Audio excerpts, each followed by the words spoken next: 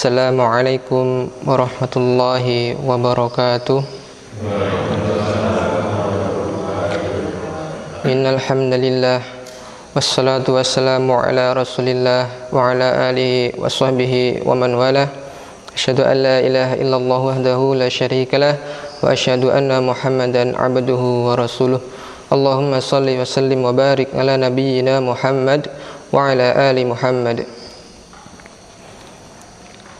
Hadirin kaum muslimin wal muslimat yang semoga dirahmati Allah Subhanahu wa taala.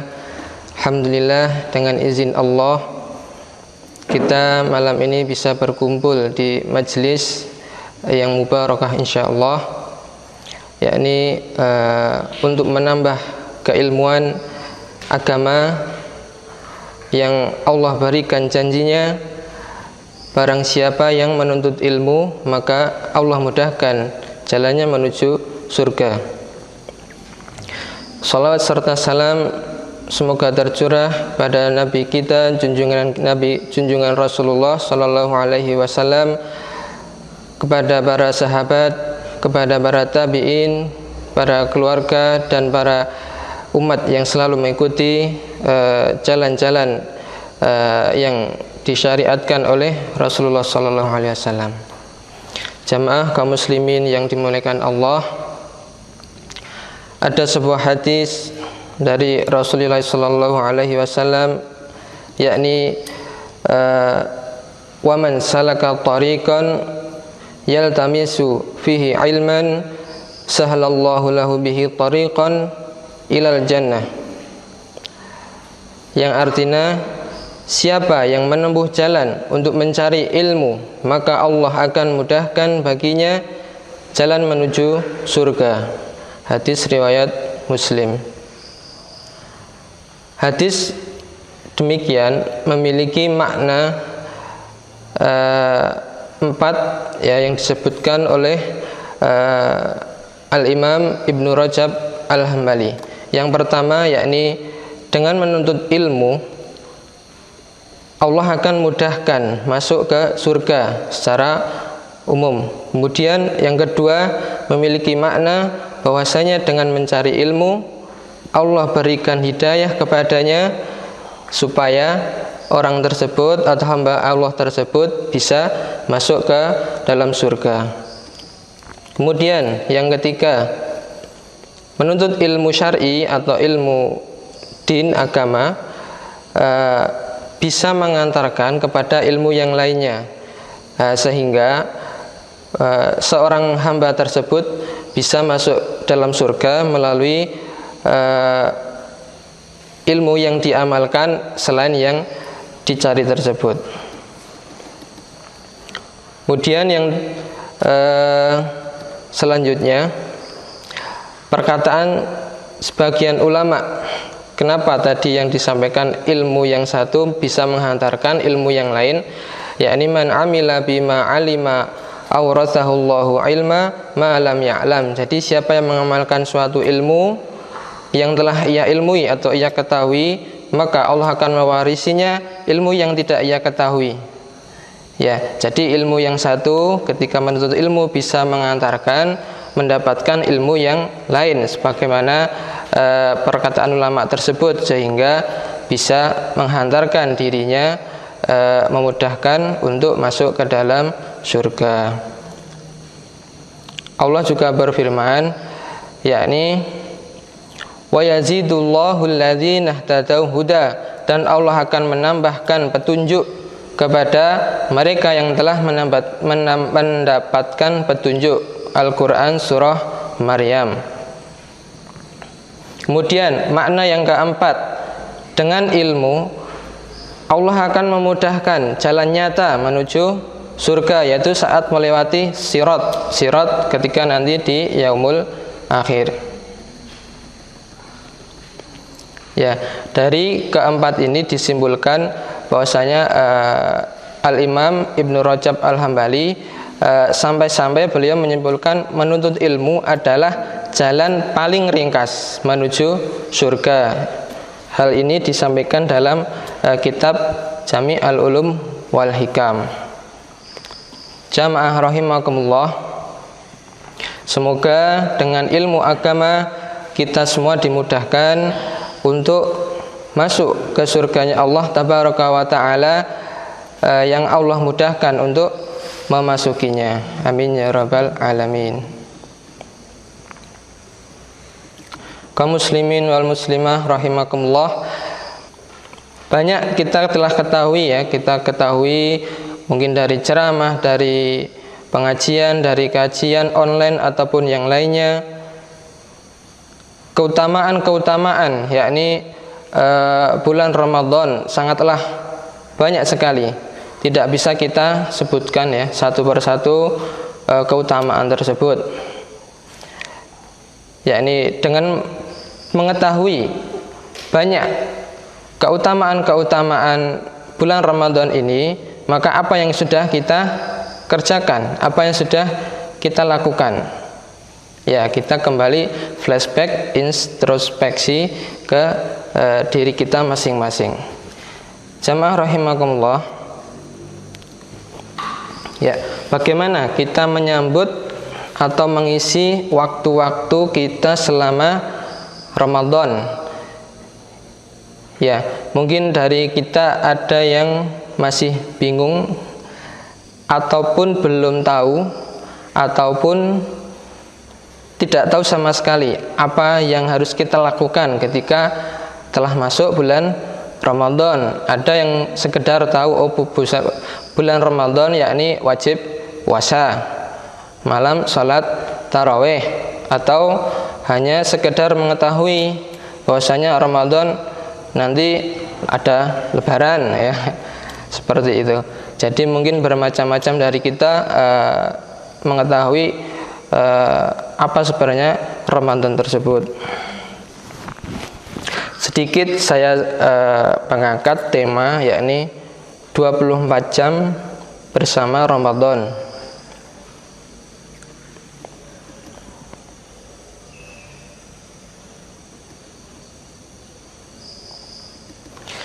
Jamaah rahimakumullah, bisa ya kita jadwalkan atau kita rincikan sebagaimana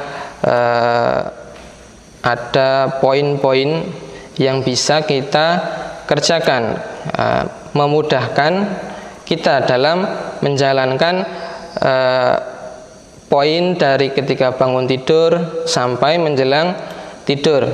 Jadi mungkin bisa ditempel di kamar atau di bilik masing-masing rumah. Biasanya jika di dalam pondok pesantren ataupun di dalam rumah-rumah kaum muslimin seharusnya ada target atau ada semacam penyemangat, yakni di bulan Ramadan ini saya harus ngapain, saya harus berbuat apa ya. Jadi misal bisa ini yang saya sampaikan, semoga semuanya dari kita bisa mengamalkannya. Mulai dari awal bangun jam 3 misalkan, insya Allah jam 3 bapak-bapak, ibu-ibu sudah bangun nggih? Nggih, insya Allah sampun sami wungu. Jam 3 ini mau ngapain? Kalau bapak-bapak langsung ambil air wudhu, kemudian sholat tahajud. Boleh atau enggak ketika setelah sholat berjamaah di masjid, kemudian di rumah masih melakukan tahajud?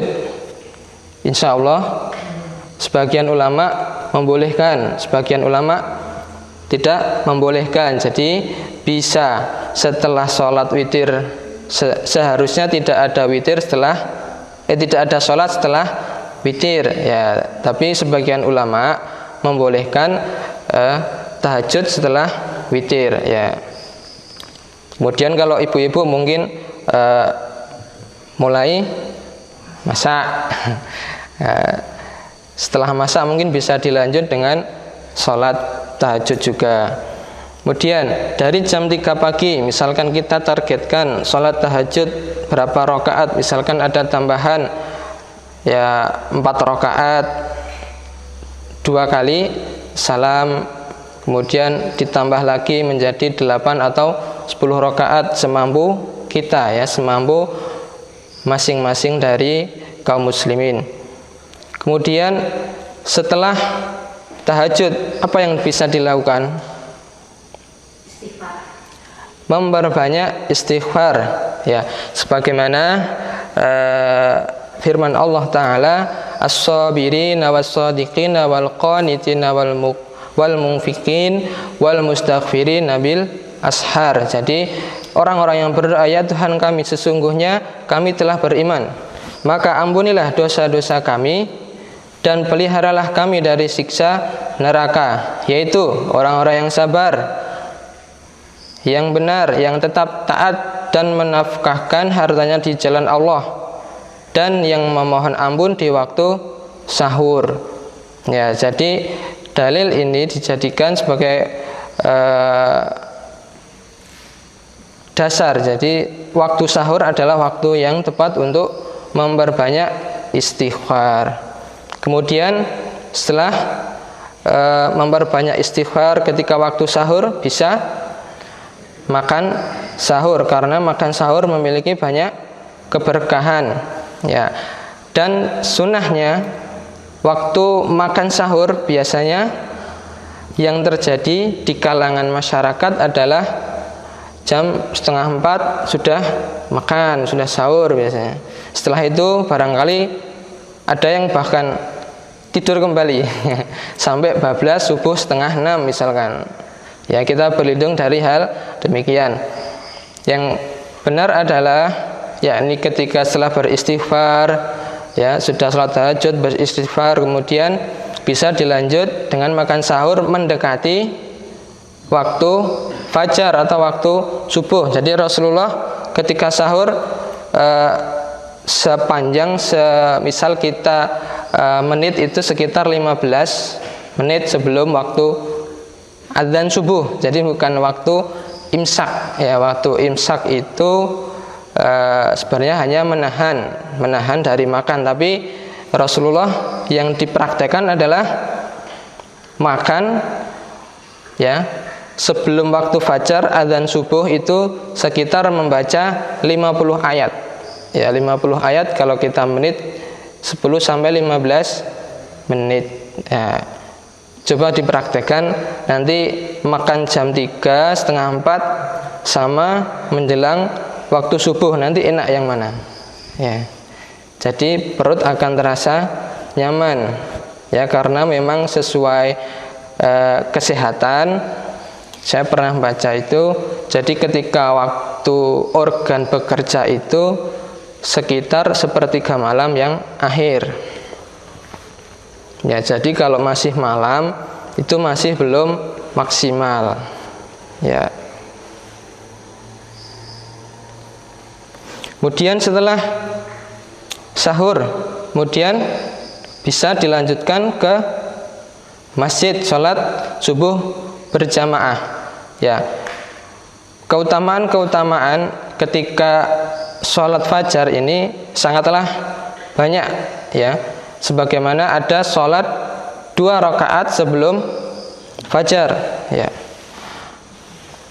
Dari Anas bin Malik, Rasulullah Shallallahu Alaihi Wasallam bersabda, barang siapa yang melaksanakan sholat subuh secara berjamaah, lalu ia duduk sambil berzikir kepada Allah hingga matahari terbit, kemudian ia melaksanakan sholat 2 rakaat, yaitu sholat isyraq, kalau kita katakan sholat syuruk, sholat isyraq, seperti memperoleh pahala haji dan umroh taman, ya. Berarti apa? Beliau pun bersabda pahala yang sempurna. Beliau sampai 3 kali, ya. Jadi waktu-waktu pagi tadi sahur, kemudian sholat 2 rakaat sebelum subuh, itu pahalanya, ya, melebihi dari isi dunia seisinya. Apalagi sholat subuh berjamaahnya, berarti lebih besar insyaallah.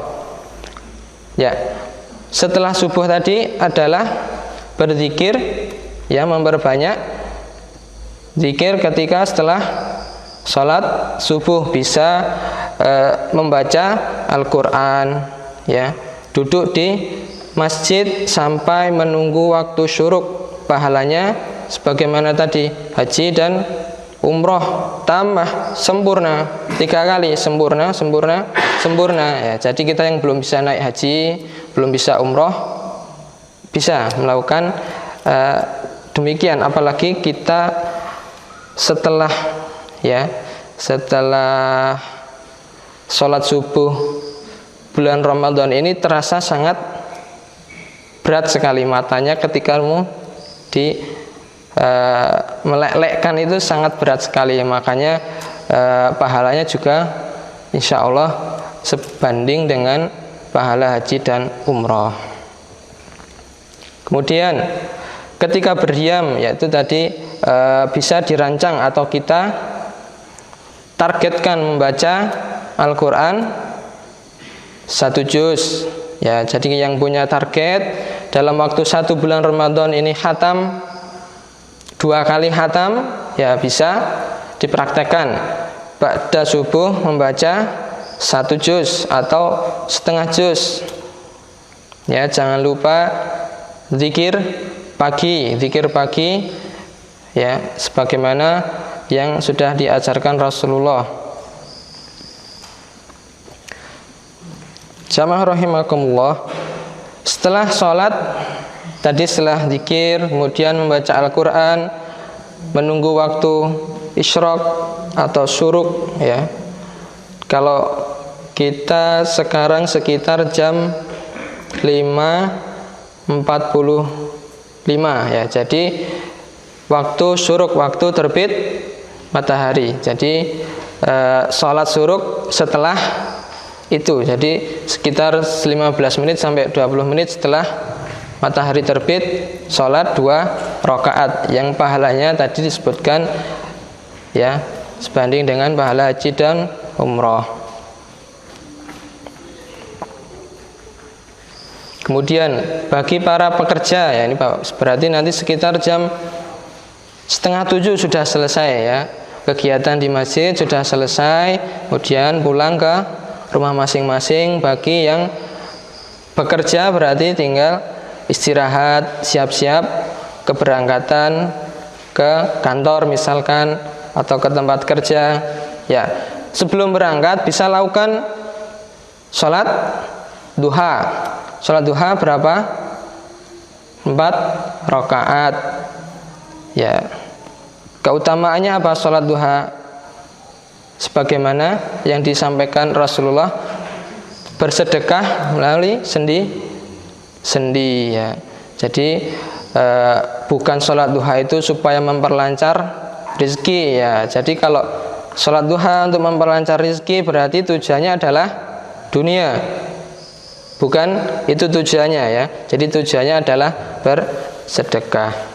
Kemudian ketika berangkat ya, misalkan di kantor ada masjid, di kantor ada yang tetangga meja atau mungkin dari lingkungan kantor ada yang kekurangan sepengetahuan kita, misal kita bisa ngasihkan sedekah ya. Jadi di bulan Ramadan ini Allah lipatkan pahala ya, termasuk pahala sedekah ya.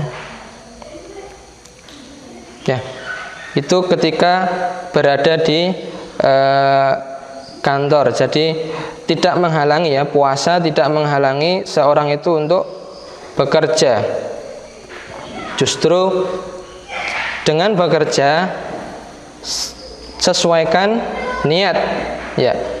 Jadi semua amalan akan berubah pahala di sisi Allah ketika diniatkan yang benar. Ketika menafkahi keluarga, maka niatnya adalah bagus ya. Ketika saya bekerja menafkahi keluarga, pahalanya seperti jihad ya. Tapi ketika bekerja, saya niatnya mau bekerja, mengumpulkan uang untuk beli mobil ya, mubah ya, pekerjaan yang mubah-mubah saja, maka pahalanya beda dengan saya bekerja untuk menafkahi istri, anak, kewajiban, maka pahalanya insya Allah lebih besar ya. Jadi amalan sesuai dengan niat ya. Jadi bekerja diniatkan untuk menafkahi keluarga, insya Allah pahalanya akan lebih besar. Kemudian ketika di kantor siang ya, menjelang siang siap-siap ya, jadi ke masjid bisa sholat sebelum zuhur, ketika setelah azan kemudian sholat qobliyah zuhur berapa rakaat? 4 rakaat, kemudian sholat zuhur, kemudian sholat sunnah ba'diyah 4 rakaat lagi. Apa keutamaannya?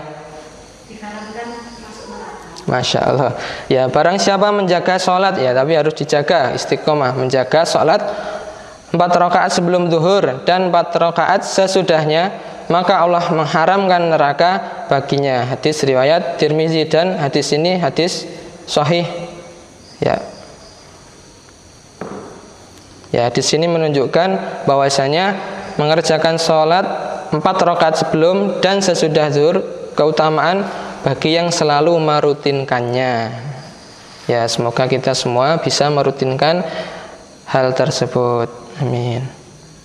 Kemudian menjelang waktu sore, ketika kalau di kantor mungkin setelah sholat zuhur biasanya istirahat ya, atau bisa membaca Al-Quran ya, membaca Al-Quran ketika setelah sholat zuhur setengah juz misalkan ya. Tadi setelah ba'da subuh 1 juz, setelah zuhur setengah juz, kemudian nanti menjelang asar berarti bisa istirahat, ketika asar bangun kemudian sholat 2 rakaat sebelum asar ya, karena pahala sunnah di bulan ini dilipat gandakan, walau alam sampai berapa kali lipatan ya. Kemudian sholat asar 4 rakaat, setelahnya bisa membaca Al-Quran lagi setengah juz, berarti sudah 2 juz ya. Kalau misal mepet ya berarti 1/4 juz atau 2,5 halaman ya. Kemudian dilanjut istirahat, mungkin bisa berkumpul bersama keluarga ya, atau mendengarkan pengajian ceramah online, mungkin sekarang saatnya mengaji online ya, jadi bisa di rumah bersama keluarga menonton TV channel Islam ya, bersama keluarga. Kemudian menjelang maghrib, ini waktu yang ditunggu, menjelang maghrib bisa dimanfaatkan untuk banyak berdoa, jadi waktu mustajab, termasuk orang yang berpuasa. Jadi sebelum buka merupakan waktu-waktu mustajab nah, bersama keluarga sambil mengajari yang anak-anak untuk supaya berdoa, mendoakan orang tua. Nah, doakan bapak ibu supaya sehat, supaya nanti istiqomah, supaya nanti bisa masuk surga bersama-sama dan yang lainnya. Ya, kemudian setelah berbuka, kemudian sholat maghrib berjamaah, kemudian biasanya apa? Biasanya apa, masnya?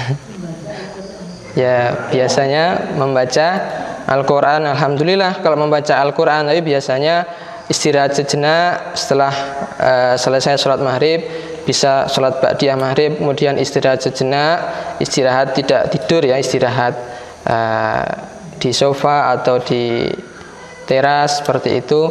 Kemudian menjelang sholat isya bisa persiapan wudhu dari awal, kemudian baca Quran lagi setelah wudhu ya, bisa membaca Al-Quran ringan menunggu waktu isya ya. Setelah sholat isya, sholat tarawih berjamaah.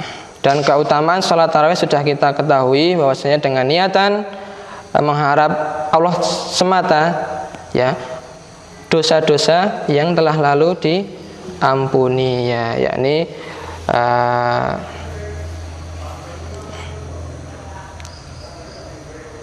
kemudian yang terakhir setelah sholat isya, sholat tarawih, kemudian bisa membaca Al-Quran lagi setengah juz, berarti sehari sudah 1, 2, minimal 2 juz ya. Jika dipraktekkan minimal 2 juz. Kalau rutin istiqomah maka sebulan khatam 2 kali. Masya Allah, itu sudah luar biasa ya. Jadi bagi para pekerja beda bagi santri yang di pesantren. Kalau di pesantren mungkin ngaji ngaji, tidur, ngaji lagi, tidur, ngaji lagi ya. Jadi khatam bisa berkali-kali ya. Mungkin ini rangkaian atau rutinitas yang bisa dipraktekkan. Semoga Allah Subhanahu wa Ta'ala memberi taufik dan hidayah kepada kita semua, karena semua datangnya dari hati dan dari pertolongan Allah Subhanahu wa Ta'ala. Semoga Allah memberikan hidayah. Apa yang saya sampaikan bermanfaat, apa yang saya sampaikan mungkin bisa memberikan pelajaran di rumah, bisa dipraktekkan dan sebagainya. Semoga ini bermanfaat. Kurang lebihnya saya mohon maaf. Saya akhiri, wabillahi taufiq wal hidayah. Wassalamualaikum warahmatullahi wabarakatuh.